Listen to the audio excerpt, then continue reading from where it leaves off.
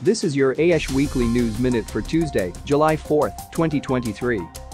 Energy News. Asia must reach net zero before the world can do so, says Petronas CEO. Asia needs to achieve net zero before the world can do so, according to the CEO of Malaysia's state-owned oil and gas company Petronas. The bulk of the emissions that are expected to emit will be produced in Asia going forward, Tengku Muhammad Taufik told CNBC's JP on Tuesday on the sidelines of the Energy Asia in Kuala Lumpur, Malaysia. The world cannot achieve net zero without Asia achieving net zero, Taufik pointed out during the opening address of summit. Asia will represent half of global GDP by 2040, as well as 40% of global consumption, he added. The energy transition goals embodied in the Paris Agreement cannot be undertaken by one industry or one set of policymakers or one country alone, he said during the keynote speech. Logistics and transportation news. Volvo Trucks has delivered an electric truck that can haul up to 74 tons to a heavy transport to a haulier in Gothenburg. The truck, when coupled with two trailers, has a length of 32 meters.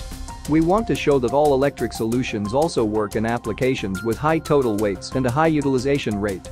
Together with Matson Akari, the Swedish Transport Administration and several other partners, we are now looking at how we can optimize the operation of the electric truck, including how charging should take place in the most efficient way, explains Lena Larsson, project manager of the HCT project within Volvo's technology organization.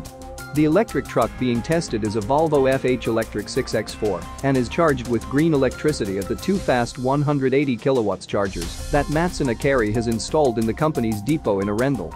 In the long term, the truck will also run between Gothenburg and the city of Borås, 70 kilometers from Gothenburg. Technology news.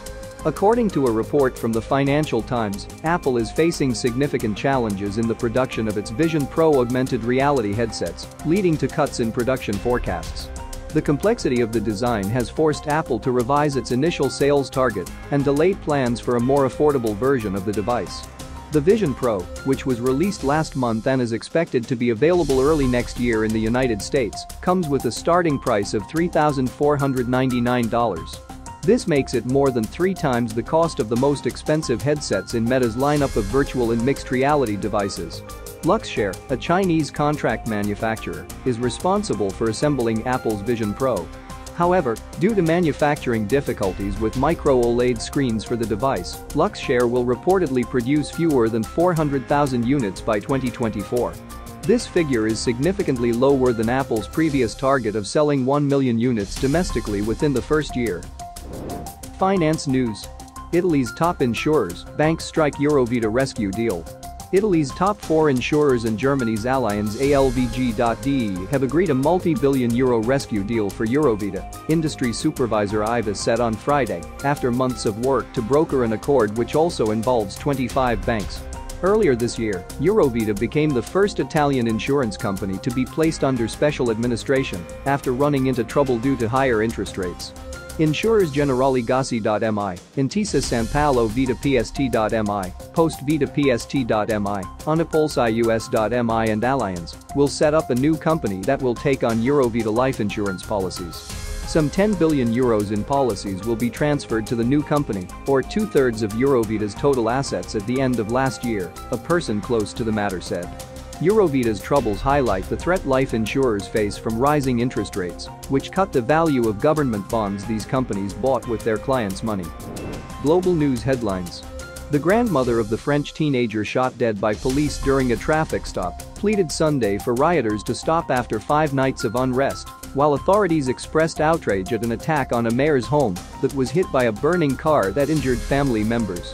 The grandmother of 17-year-old Nahal, identified only as Nadia, said in a telephone interview with French news broadcaster BFM TV, "Don't break windows, buses, schools.